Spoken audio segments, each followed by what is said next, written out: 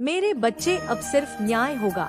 अब मैं तुम्हारी पुकार नहीं सुनूंगी, तुम्हारे बदलने का इंतजार। अब मेरे प्यारे बच्चे, कैसे हो तुम? मैं तुम्हारी माँ काली आज तुम्हारे लिए एक बहुत ही खास और महत्वपूर्ण संदेश लेकर आई हूँ।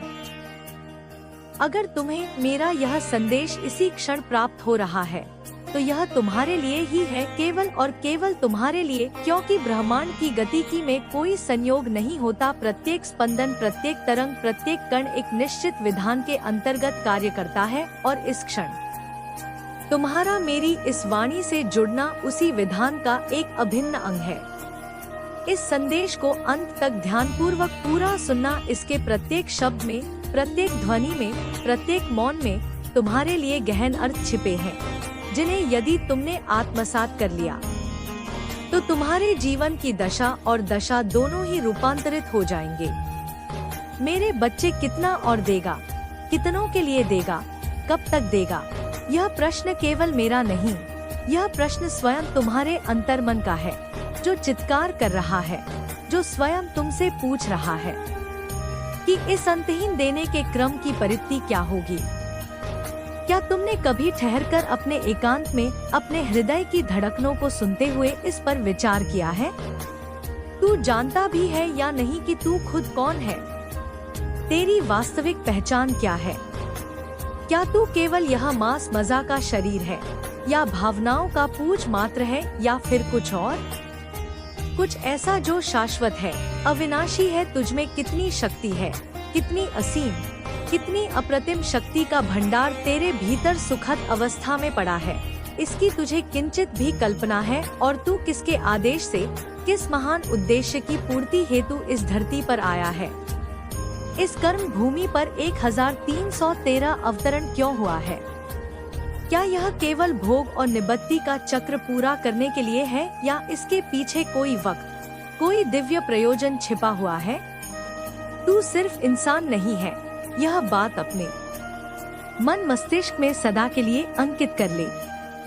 तू साधारण मानव की सीमाओं से परे है। तेरी चेतना उन ऊंचाइयों को स्पर्श करने की क्षमता रखती है जहां से सृष्टि का संपूर्ण विधान दृष्टि गोचर होता है।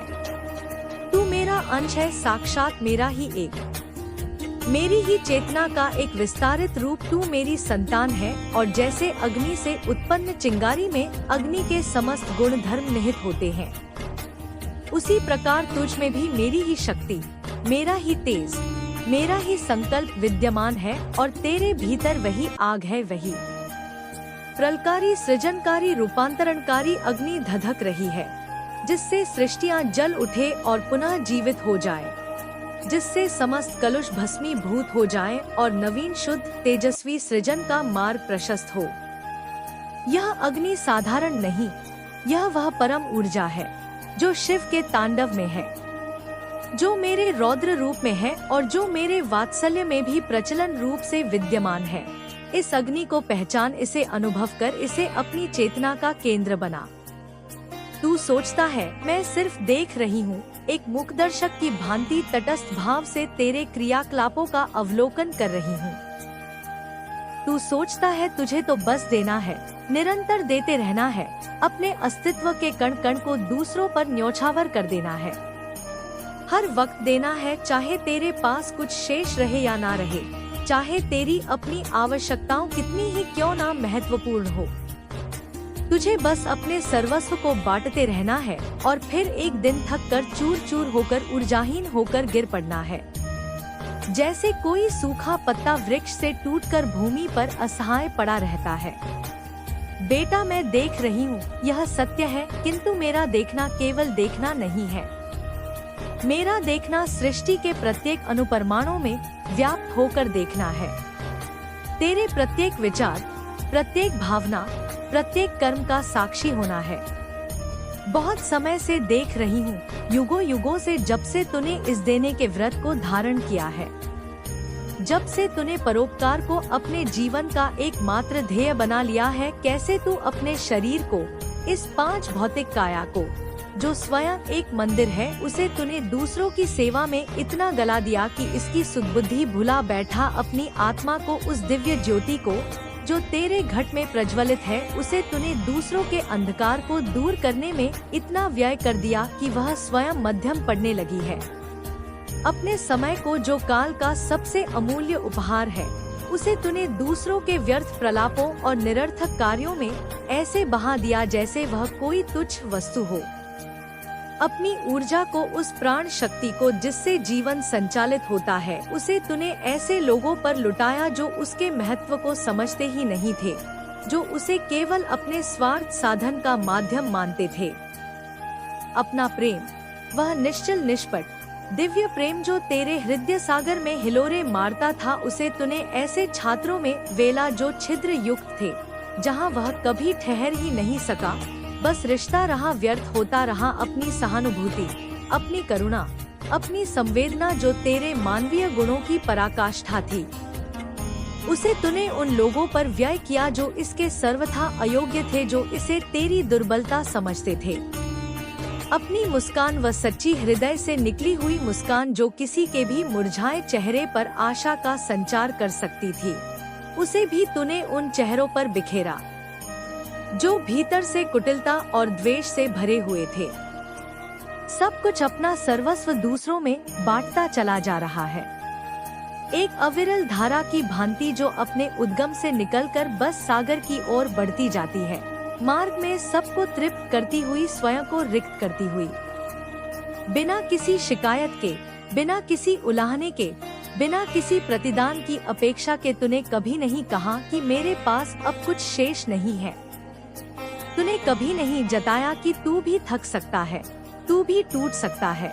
मैंने तुझ में देने की शक्ति रखी क्योंकि तू एक सहायक आत्मा है। यह मेरा ही विधान था। मैंने तुझे इस पृथ्वी पर भेजा ही इसलिए था कि तू दूसरों के जीवन में प्रकाश भरे, उनका तियों का निरायण है। यह दुर्व्यवस्था खाद कर गिराने की तेजान कर रहा था, नहीं है, परंतु डंबल विशेष एकमाओं में से आंतरिक रूपेण या भाग्य के लिए दे रहे थे। अपने अस्थिर केवल आमनावास में धर्म के लिए ये अधर्मी अपने ये सारा अधर्मी और अधर्म को परिस्थिति मेरे उपदेशों को अध्यापकता सहन कर निराशा के गहवार समूह ने पढ़ा। धर्म से मैं मौन व वान भी धर्म का रास्ता दिखाता है।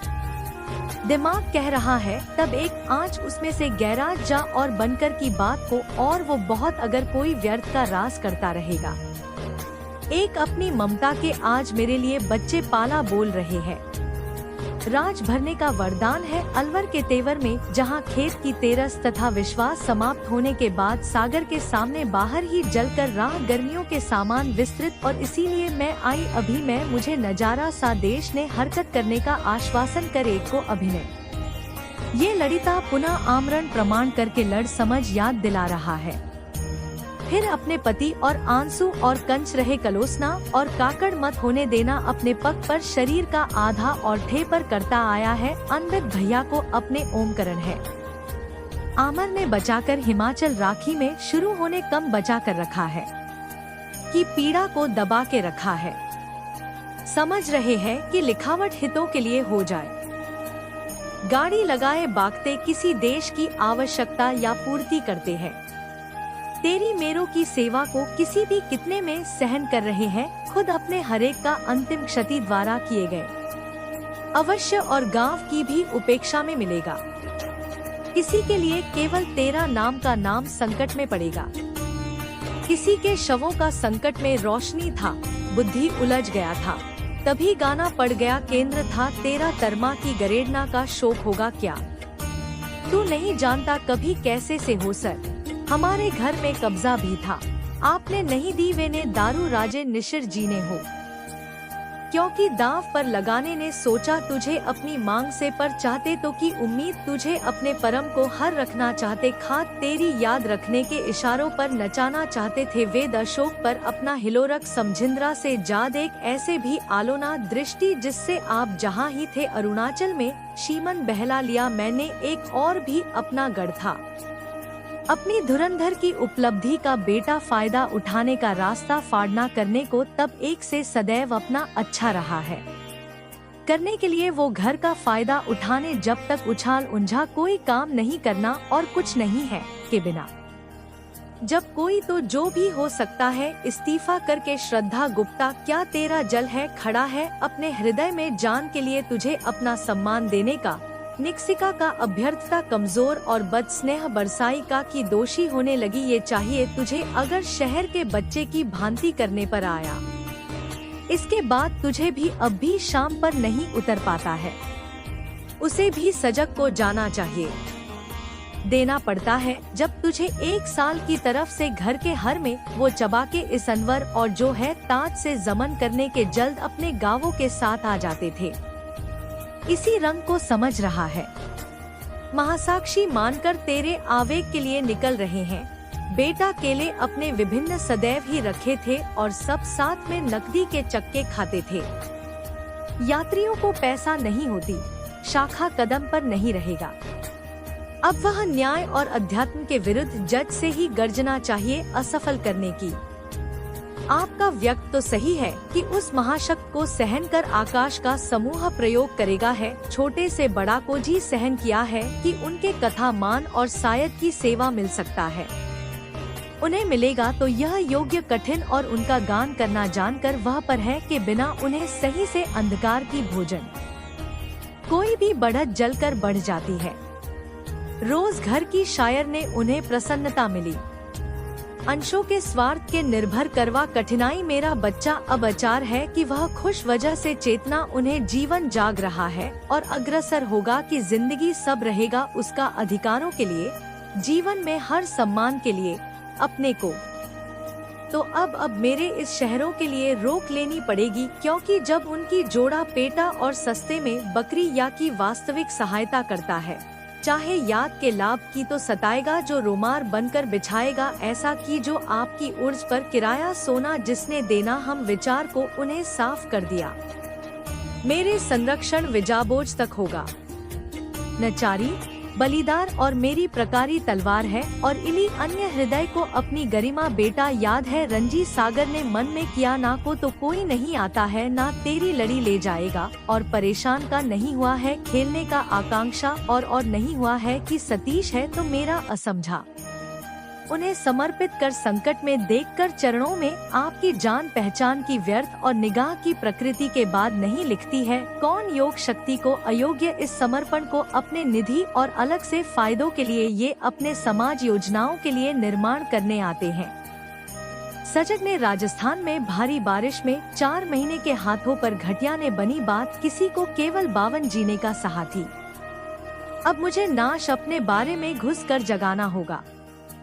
जब मैं अमीना के पसीने से सींचा तो सिर्फ जी के किनारे लगा घर बनाना ना पूरा करने की आविष्टा करने लगे। बलिदान तेरी अच्छाई सुमांग से उतार करना सीखे तेरी पठियां या परेशान नहीं देरी छान बजा ही तुम्हारे समझने लगे। अब तक वे मत इशारों पर दरअसल मतियां क्या मतदान था मैंने तुझे दिया। अब 10 वरदान नाचने रहा है जो आपको अपनी बासी ने अपना नशा बना दिया है।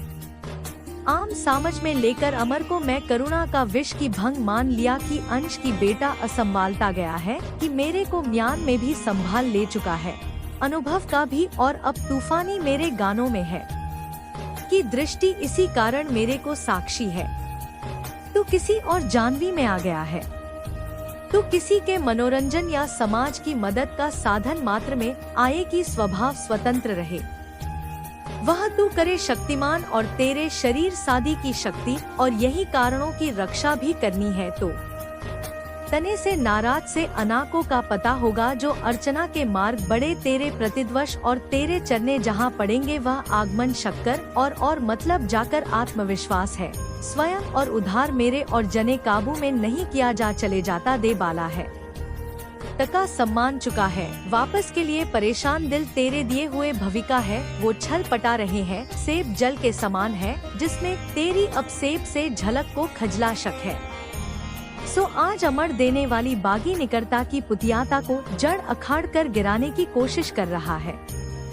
माल ये कैसी विडंबना है, ये कैसी कृत्ता है बेटा, ये कोई छोटी बात नहीं है, इसे हल्के में मत लेना। ये सिर्फ धोखा नहीं है, ये केवल विश्वासघात नहीं है या अधर्म है। साक्षात अधर्म और अधर्म को पनपते हुए देखना, अधर्म को सहन करना, अधर्म के सम्मुख मौन रह जाना भी उतना ही बड़ा अधर्म है जितना स्वयं अधर्म करना। तेरी माँ कह रही है, सृष्टि की आंधी शक्ति तुझसे कह रही है, अब सहना बंद कर। इस सहनशीलता के बोझ को अपने कंधों से उतार फेंक। मैंने तुझे अपनी छाया दी, अपनी ममता की शीतल छाप में तुझे पाला पोसा। मैंने तुझे देने का वरदान दिया, क्योंकि मैं जानती थी कि तेरा हृदय विशाल है, सागर के समान गहरा है, आकाश के समान विस्तृत है। पर अब मैं तुझे लड़ने का आदेश दे रही हूँ, धर्म युद्ध करने का आह्वान कर रही हूँ। अपने लिए लड़, अपने आत्मसम्मान के लिए लड़, अपनी गरिमा के लिए लड़, अपनी आत्मा की रक्षा कर, उसे और अधिक कलुषित और क्षीण मत होने दे। अपने शरीर का आदर कर, यह परमात्मा का दिया हुआ अमूल्य उपकरण है, इसे व्यर्थ में नष्ट मत कर। अपनी ऊर्जा को बचा कर रख, उसे संचित कर, उसे उन कार्यों में नियोजित कर जो तेरे वास्तविक उद्देश्य की पूर्ति में सहायक हो। क्योंकि बेटा, जिस दिन तू पूरी तरह टूट गया, जिस दिन तेरी ऊर्जा का अंतिम कण भी व्यय हो गया, उस दिन सिर्फ तू नहीं बिखरेगा, उस दिन केवल तेरा ही अस्तित्व संकट में नहीं पड़ेगा। तू जिसके जीवन में रोशनी था, तू जिनकी आशा का एकमात्र केंद्र था, तू जिनके लिए प्रेरणा का स्रोत था, वह सब भी घोर अंधकार में डूब जाएंगे। वे भी निराश्रित और दिशाहीन हो जाएंगे, क्योंकि तू सिर्फ अपना नहीं, तू अपनी सीमाओं से परे बहुतों की उम्मीद है, बहुतों के जीवन का आधार है।